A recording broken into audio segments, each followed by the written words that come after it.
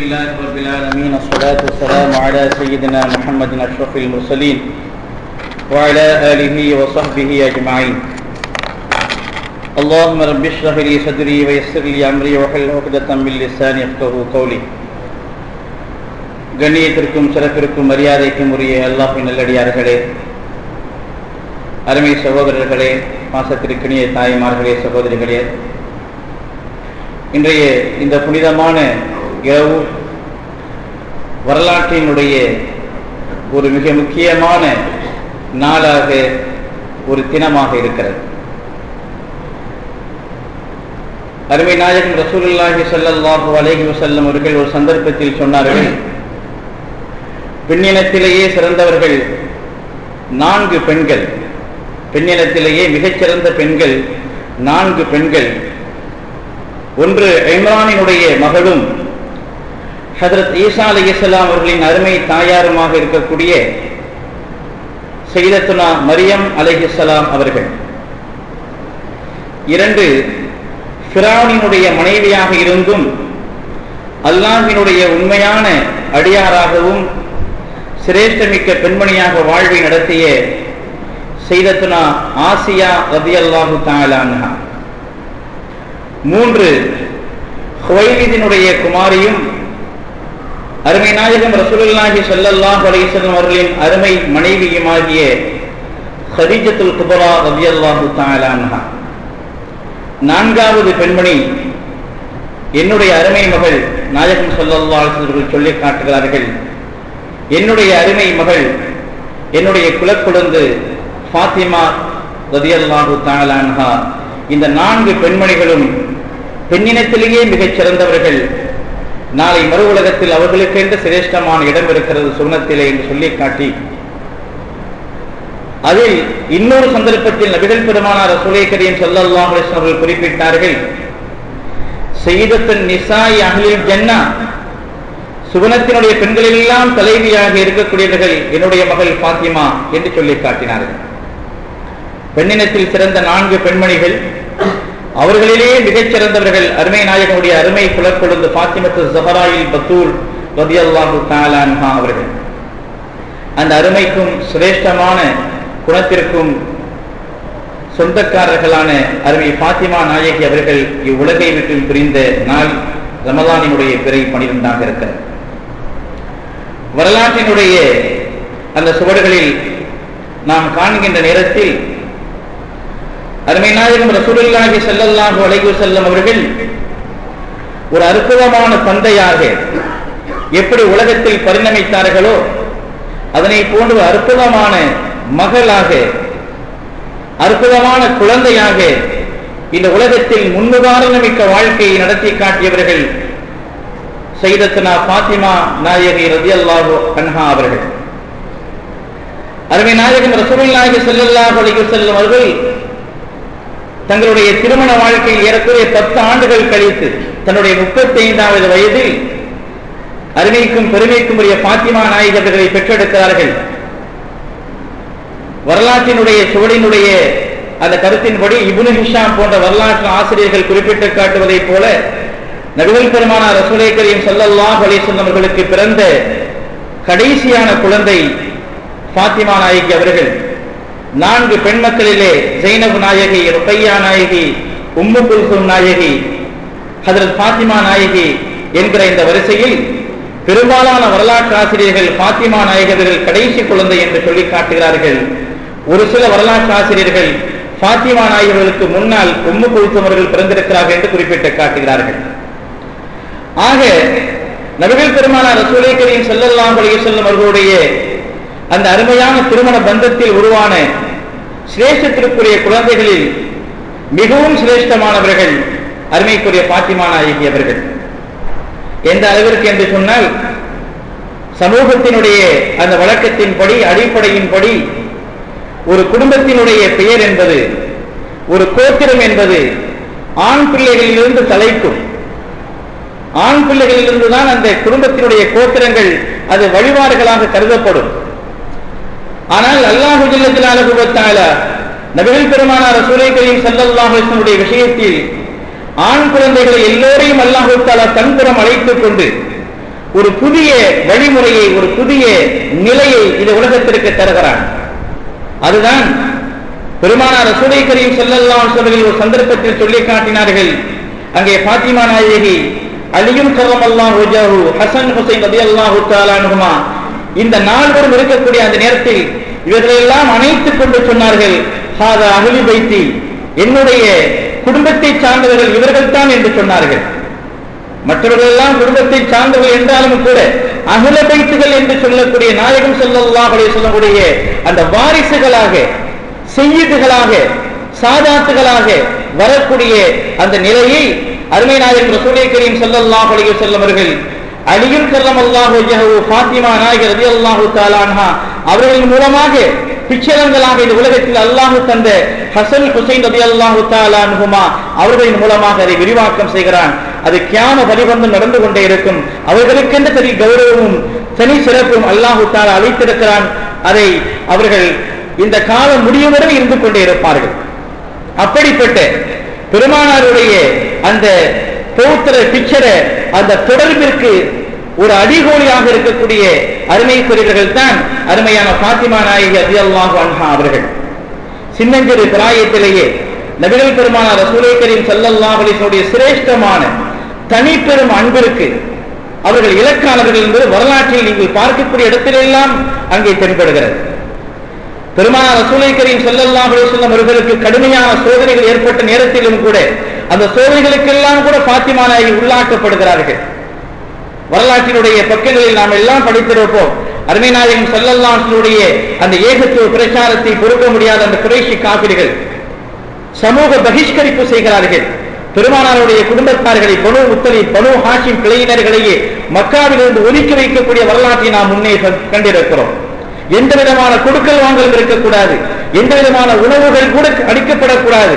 அந்த குடும்பத்தில் பட்ட சின்னஞ்சிறு சிறார்களுக்கும் கூட அமுதூட்டுவதற்கு பாலையும் கூட தடை செய்த ஒரு காட்டுமிராண்டித்தனமான ஒரு சட்டத்தை, காட்டுமிராண்டித்தனமான ஒரு நிலையை குறைஷி காதைகள் அருமை நாயகம் ஸல்லல்லாஹு அலைஹி வஸல்லம் குடும்பத்திற்கு ஏற்படுத்தினார்கள்.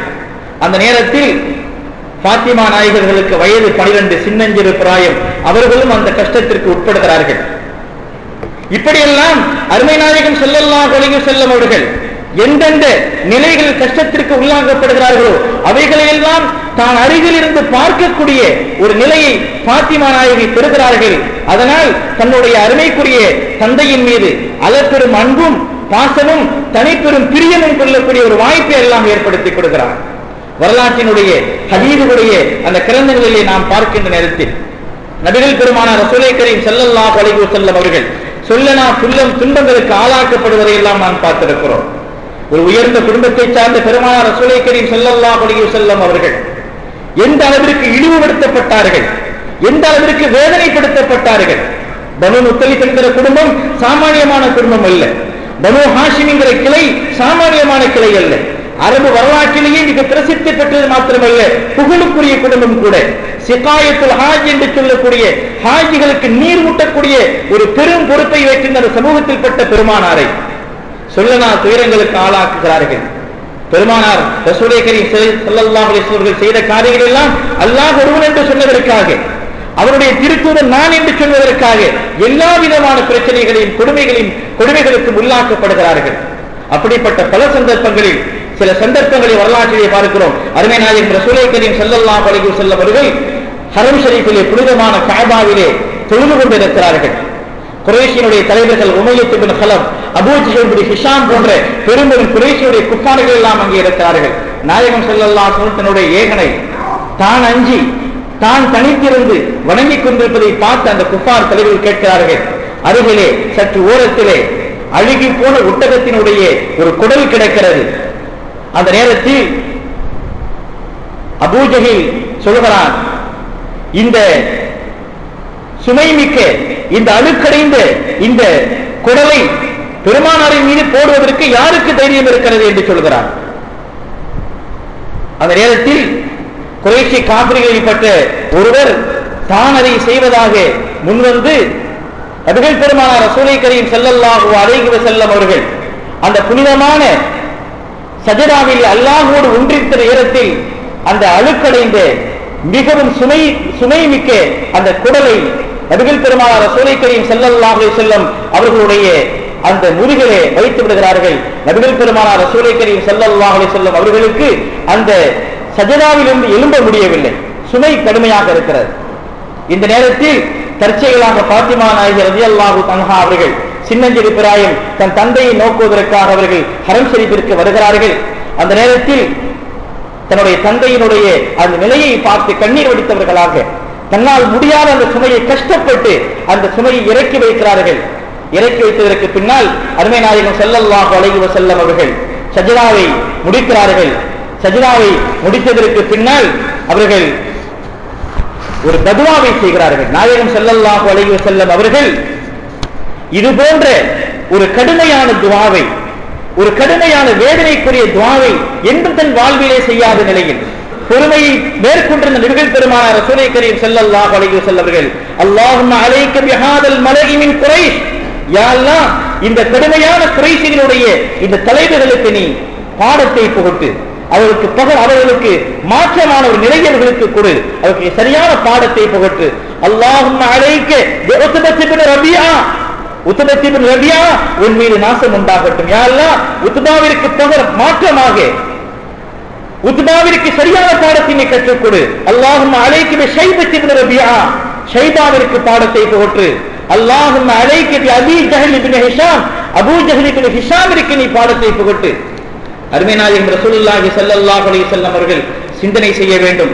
தொழுகையிலே இருக்கிறார்கள், குறைஷி காஃபிர்கள் தூரமாக இருக்கிறார்கள்.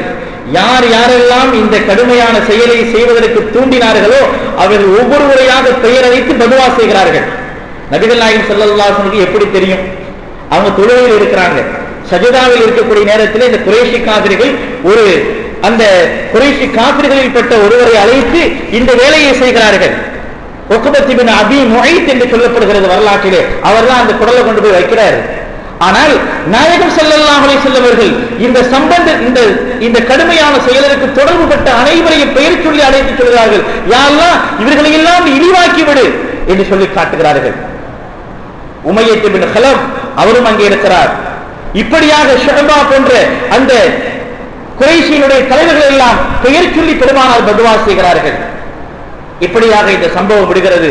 அல்லாஹு ஜல்ல ஜலாலுஹு வ தஆலா இந்த துஆவினுடைய இந்த பதுவாவினுடைய அந்த பலாபலனை பத்ரினுடைய போர்க்களத்தில் அல்லாஹு ஜல்ல ஜலாலுஹு வ தஆலா இந்த நாயகம் ஸல்லல்லாஹு அலைஹி வஸல்லம் பெயர் சொல்லி காட்டிய அனைத்து அந்த சமூக விரைவுகளின் வேறறுத்த சம்பவத்தை அந்த புனிதமான பத்ரினுடைய களத்திலே அவர்கள் எல்லாம் வெற்றிண்டு கிடக்கக்கூடிய நிலையை நாம் பார்க்கிறோம். இழிவாக்கப்பட்டார்கள்.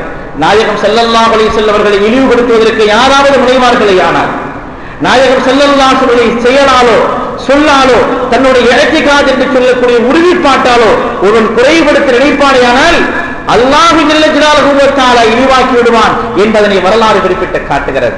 அருமைக்குரியவர்களே, இப்படிப்பட்ட எல்லா நிலைகளிலும் எல்லா சூழ்நிலைகளிலும் வரலாற்றில் பார்க்கக்கூடிய நேரத்தில் எல்லாம் அங்கே பாத்திமா நாயகி ரலியல்லாஹு அன்ஹா அவர்கள் வந்து நபிகள் பெருமானாருடைய சுமையை நீக்கி இருப்பதாக வரலாறு காட்டுகிறது. ஒரு சந்தர்ப்பத்தில் உக்பா என்று சொல்லக்கூடிய ஒரு விரோதி நபிகள் பெருமானார் ரசூலை கரீம் ஸல்லல்லாஹு அலைஹி வஸல்லம் அவர்களுக்கு கடுமையான ஒரு துன்பத்தை கொடுத்த அந்த விரோதி நாயகம் ஸல்லல்லாஹு அலைஹி வஸல்லம் கடுமையான வேதனைகளாக உக்பாவை கண்டெடுத்தெல்லாம் வெட்டி விடுங்கள் என்று சொல்கிறார்கள். அந்த அளவிற்கு வேதனை பெருமானார் சொல்லக்கூடிய அளவிற்கு.